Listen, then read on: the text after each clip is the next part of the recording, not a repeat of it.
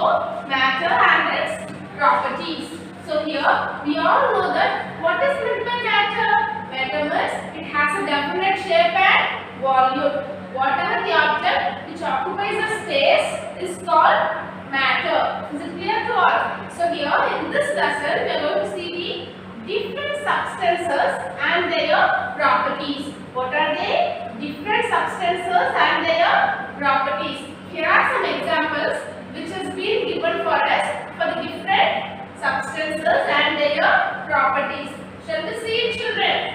First one, sugar and salt. Even though whatever is here, sugar and salt, even though both of them are white in color, but they differ in taste. The next example, stones and cotton. So stone is very rough and cotton is very smooth. These two are matters, but their properties are different. It is hard and this is soft. The next one, sand and satin. This sand is very rough. We all know that. We are going to take a little bit of sand. What happens? You feel the roughness of the sand. But the satin cloth which you are going to touch, you can feel the smoothness of the satin. You can feel the smoothness of the satin. We have all seen flowers, isn't it? We all have seen flowers which are very much colorful and it has a good smell. But it's directly opposite to it, which is water and air, which does not have color and which does not have good smell. The next one, fruits and water. So fruits, we all know it is very colorful. Banana will be in yellow, apple will be in red, orange will be in orange color. So everything is very much colorful. But meanwhile, water, which is not colorless, is a colorless thing. So water, which is uncolorless. The next one, honey and lemon. So which one here? The next one, honey and lemon. Here, honey tastes sweet while lemon tastes sour. The next one is gold and silver, which looks very bright, but wood and soil, which looks very dull. The next one, glass. Glass will be easily breakable, but rubber is not easily breakable. Why? Because it has a flexibility of bending front and back. The next one, piece of wood. Piece of wood will float. So piece of wood will float as they are light, but stones will not float, they will sink. Why? Because they are very heavy. Any substances that has weight and occupies space is called matter. Matter has many properties. Is it clear, children? So children, now we are going to learn about the state of matter. So now we are going to learn about the states of matter. So we already said the states of matters are differentiated into three types. Here, matter exists in three different forms. What are the three different forms, children? Solids, liquids and gases. So what are the three types, children? Solids, liquids and gases. These forms the matter of or are called the states of matter. So these three forms are called the states of matter. So children, all the matters around us are in one or more of these three forms. Each of the forms, solids, liquids and gases, has different properties. So we all know that whatever you are going to see, if I am going to say that I have a paper, so when I am going to show you this paper is a solid. So it is in a fixed shape. And when I am going to show you this scale is a solid and this scale is in a fixed shape. When I am going to show you a water, bottle of water, what happens? The water is inside the bottle and that's why it occupies the shape of the container, which is the bottle. So now we are going to see it in a separate and detailed way. The first one, solids. Substances that have a definite shape and size are called solids. So here, children, substances that have a definite shape and size. So I said already it will be having a definite shape and size. So this scale has a definite shape and size. Or when I am going to show you this pen has a definite shape and size. You can say this, it has a color and it has a definite shape and size. solids can be moved from one place to another. So these solid particles can move from one place to another. So if it is here, I can move it from one place to another. Can you see that? The next one, solids cannot flow. Solids cannot flow because it is in a state of matter which is in a solid space, and it cannot flow because it is in a tight format of molecules. The next one, the molecules in a solid are tightly packed and have fixed positions. This explains why solids cannot be squeezed into a smaller shape. So the molecules which is in this pen is in a fixed position. We cannot move the molecules, or it is not in a free shape. Can you see the image here? It is in a fixed position. There is no free space in this image. So here, when I'm trying to squeeze this pen, I cannot do it because it is a matter which is very tight. I cannot squeeze, or I cannot make this pen smaller. Why? Because the molecules which are in this solid are in a tight way. Is it clear, children? So children, the next one what we are going to see is liquids. The next one what we are going to see is liquids. Here, substance that do not have a definite shape like solids but have a definite volume are called liquids. So it does not have a definite shape, but it has a definite volume. It has a weight, but it does not have a shape. Why? Because liquids flow. So I will show you this water bottle. You can see this water bottle. In this water bottle I have some water. So when I am going to show you like this, now the liquid which is inside this water bottle have a shape of the water bottle. So what I said is, now you can see this bottle is in a cylinder shape. So now the water which is inside the bottle is also in a cylindrical shape. But when I'm going to keep it in a container or a bowl, what happens? It will be in a semi-square or circle shape. So the water does not have a shape, but it has a weight. So when I'm going to weight this one, I can see the weight or the volume of the water. So is it clear, children? Here, liquids take the shape of the container they have filled in. So what I already said, the liquids will take the shape of the container. So this water bottle is a container, and this liquid, the water, will take the shape of this water bottle which is a cylindrical shape.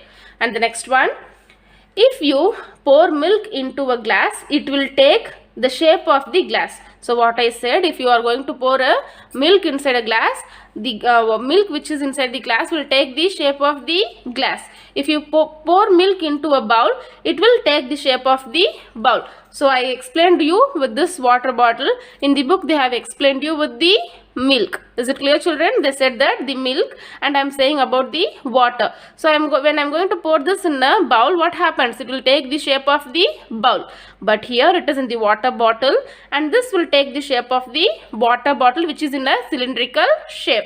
So you can see here, in solids there is no free space. It is very much tightly closed. But in liquids you can see minimum free space. It can move inside the space which is given. So that's why this does not have a definite shape, but it has a definite volume. That means it have a definite weight. Is it clear, children? So here, molecules in a liquid move around and do not have fixed position.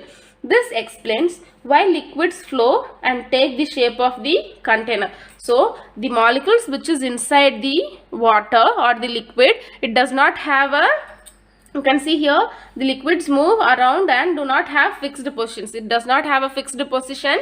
That's why this explains why liquids flow and take the shape of the container. So wherever we keep that liquid, it will take the shape of the container and it changes its shape into that container. Example, water, oil, juice. So the examples are water, oil and juice. The next one which we are going to see is gases. The next one what we are going to see is gases. Is it clear, children? So here, substances that do not have a definite shape and a definite volume are called gases. So it is very important, children. Only simple things are being given. In solid, the substances have both shape and volume. So children, you know that when you go to the substances in solids, it has both shape and volume. When you come to liquids, it does not have a shape, it has volume. And when you come to the third one, gaseous or gases, it does not have definite shape and definite volume. Both the things are not in this gases. Gases are invisible. So gases are invisible, which you cannot see through your naked eyes, which means they cannot be seen. So which means they cannot be seen. The particles are so far apart and that they are invisible. So the particles are very far. So already we saw about the solid particles and liquid particles, but here you can see the image of gaseous particles. The molecules which is in this are separate apart. They have so many free space. Here the particles are so far apart that they are invisible. For example, oxygen is a gas. The thing which we breathe is oxygen. The gas which we breathe is oxygen. So here the example is oxygen. You cannot see it, but you can know it is there because you breathe in. So we all know that we are breathing in and breathing out. Inhalation and exhalation. So already we learnt in parts of body. So the same thing, you cannot see the oxygen, but you can feel the oxygen. Why? Because you are breathing it every day, day to day, and every minutes and seconds we are breathing the oxygen. So here gases spread out and fill the entire space of the container. So here children, so here I'll again show you this bottle. Till here it is water. The remaining, can you see the remaining, you can see the water contained in this bottle. The remaining space is occupied by the gas.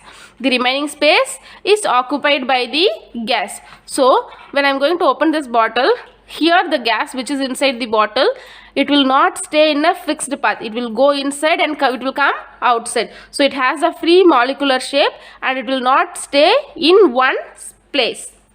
Here gases are all around. They occupy space and move freely. So they are all around. They will occupy space and move freely. Molecules of a gas move freely if they are in a closed container. They spread to fill the whole container.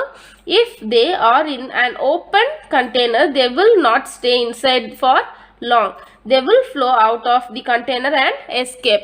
So when the bottle is closed, so children, now I am going to close the bottle here. So when I have closed this bottle, here the half bottle it is having water, the remaining bottle is with the gas. Now the container is closed. The molecules of the gas which is inside the bottle will move inside the bottle itself. It will not stay in one place, it will hit all over the bottle. But now I am going to open the water bottle. So now I have opened the water bottle. Now what happens? What are all the gases inside it? It will come out of the water bottle. So it will come out of the water bottle and it will move apart from the container. Why? Because they will not stay in a particular place. Is it clear, children? For example, gases will have oxygen and carbon dioxide. Is it clear, children? So now we are going to see about states of matters. Now we are going to see about states of matters.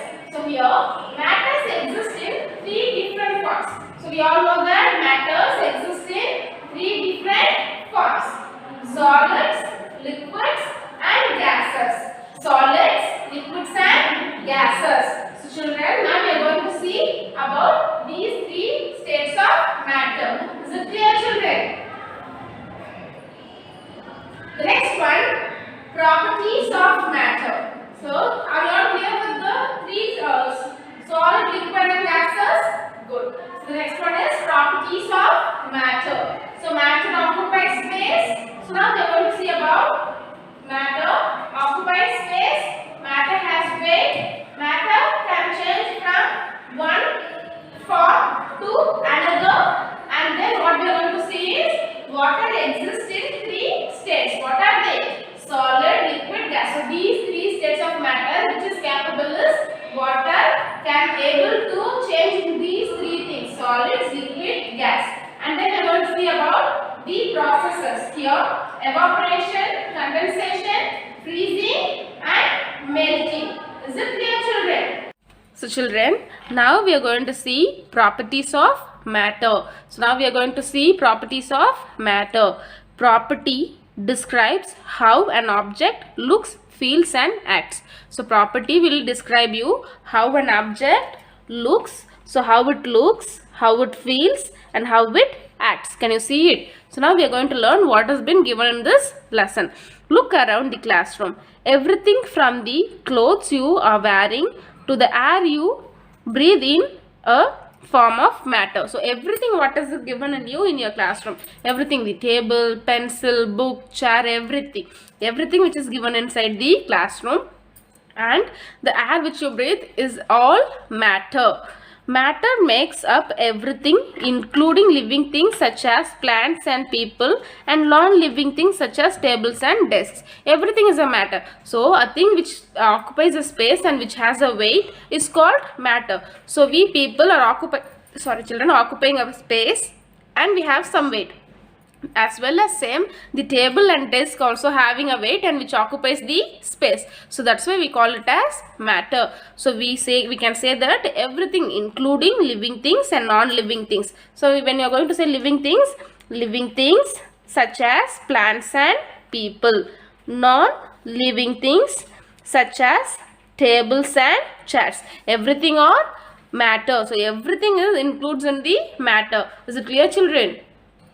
So children, the first one, matter occupies space. So what I am going to say is matter occupies space.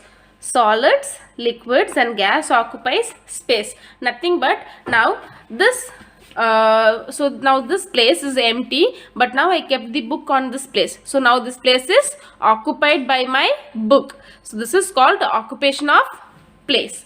Here desk and tables occupy space in your classroom, while sofa, beds and dining set occupy space in your home. So children, what is said here? Here you occupy space in your classroom. What occupies? The desks and tables occupies place in your classroom. In your home, sofa, bed and dining set will occupy space in your home. The next one, liquids such as water and oil when poured in a bottle or container will fill the container. So it also occupies a space. What we said already, when you are going to pour or when you are going to pour in a bottle or a container, it will occupy the space of the bottle or the container which we are going to fill in it. When you blow a balloon, the balloon expands as air fills the space inside the balloon. So when you see a normal balloon, it is very small in size. When you are going to blow the balloon, what happens suddenly? The balloon elaborates and it is in a huge shape. So that also occupies a space. So all the three states of matters, solid, liquid and gas, occupies the space. Shall we move on to the next one, children? So what is the next one? Matter has weight. So first one we said space. So a matter will occupy the space and the weight. The next one we are going to see about the weight. Here, if you weight a balloon before blowing it, you may find that it weighs 2 grams. After you blow the balloon, it might weigh 4 grams. How much weight did the balloon gain? Do you math? So here, if you figured out that the balloon gained 2 grams, you are right. Where did the extra weight come from? If you think the difference between so here we said if you think that the extra weight in the balloon is the weight of the air, you are right. Again, the difference between the weight of the empty balloon and the weight of the full balloon is the weight of air. Air has weight. You can even feel the mass of air rushing out of the balloon. So here this sum you can see, children. Now I am going to show you the sum. Here you can see it. So I will show you here. Weight of the balloon before blowing. So weight of the balloon before blowing is 2 grams. After blowing the balloon, suddenly it gains 4 grams. How it is possible? So plus 2 grams. Extra 2 grams have been included in this balloon. How it is? Why? Because balloon is 2 grams and after blowing, the air which is inside the balloon is 2 grams. So that's why total gram is 4. So total weight of the balloon is 4 grams. So children, so again I will tell you, before when you weighted the balloon it was 2 grams. After blowing the balloon, what happened? Immediately it showed you 4 grams. Why? Because air inside the balloon was weighted 2 grams. So totally the weight of a blown balloon is 4 grams. So from this problem you can understand that air also has weight. Is it clear, children? So here another example for you. You can see here, an empty bag is light. It can be carried easily. So when your bag is empty, your school bag, you can carry it easily. So here a bag without books is heavy. So here a bag with books is heavy. Do you know why? Books are solids and they have weight. We can measure the weight of solids and liquids easily. So here when the empty bag is there, the weight of a bag is very less. But when you are going to keep your books, classworks, everything inside your bag, suddenly what happens? Your bag is very much heavy. Why? Because your books and notebooks, everything is a solid matter. So that's why the solid matter occupies place. So again an example for water. So when you are going to show your water bottle, when it is empty, it will be lightweight. But when you are going to fill your water bottle with water, what happens suddenly? You can feel the weight of water bottle. So that's why here the 3 states of matters, which are solids, liquids and gas, have weight. Is it clear, children? Shall we move on to the next one? So the next one, matter can change from one form to another. So here it changes its form from one form to another. Let us see how it is. Matter can be solids, liquids or gases. It can change its state with change in temperature. So with the help of temperature, these state of matters can change from one to another. So here, for example, a candle is a solid. We all know that this candle is a solid. It has a fixed space and fixed shape and weight. Here, it is made out of wax, which is a solid matter. But when the candle is lit, when you are going to lit the candle, it starts to melt. So here, when the candle starts to melt, what happens? It turns into a liquid form. So melting candle is a liquid form.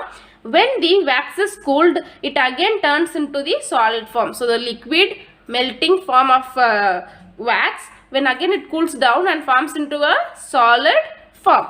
Water exists in 3 states: solids, liquids and gas. So here water exists in 3 states of matters. Water by itself is a liquid. So now we are going to see how the 3 states of matter is possible in water.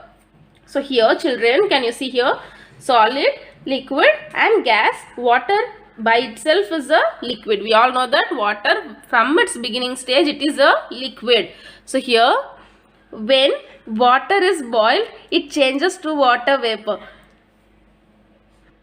So children, when water is boiled, it changes to water vapor, the gaseous state of water. This is called evaporation. So when we are boiling the water in a high temperature, what happens?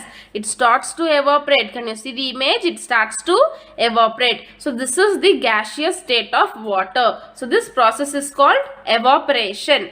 The next one, when water vapor or steam cools, it changes back into water. This process is called condensation. So what happens here? We are going to close a lid on this vessel. After the hot temperature cools down, the temperature is now cool. What happens?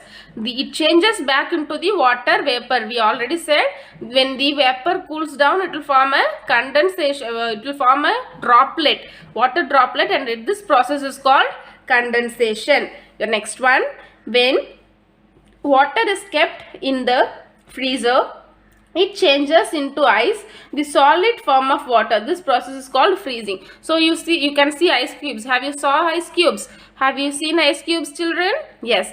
Yes, of course. The ice cubes are solid state of matter. So they have a fixed shape and weight. So now it is easy for you. When the ice is removed, and it kept outside, it turns into water again. This process is called melting. So all these 4 process tells you how water changes. First, from liquid it changes into evaporation, that means gaseous state, and then it changes into condensation, again it changes into water stage, and which is a liquid, and when you are going to keep it in the freezer, it changes into solid. It has this definite shape and weight or volume. And again when you are going to keep it at the outside room temperature, the temperature is high and it starts to melt again. So the melting process is here. So after melting, what happens? Again the water will come. So these are the three states of matter. Can you see here? So here the water is freezing, it goes into a solid state. So here the water is freezing. So here the water, first the water is frozen, so it is a solid stage. After, what happens? We are going to keep it at a room temperature, and again it will melt and it will form the liquid state. And from liquid state, when you are going to keep a high temperature, it will evaporate as gaseous state. So children, here you are clear. We have matter. Matter includes living and non-living things. Matter occupies space, matter has weight, and matter can change from one form to another. Is it clear, children? For example, here we have learnt a best example from water. Children, today's assignment complete book back exercise page number 77-78, complete worksheets 1 and 2, and also complete integrated activity in your book. Is it clear, children?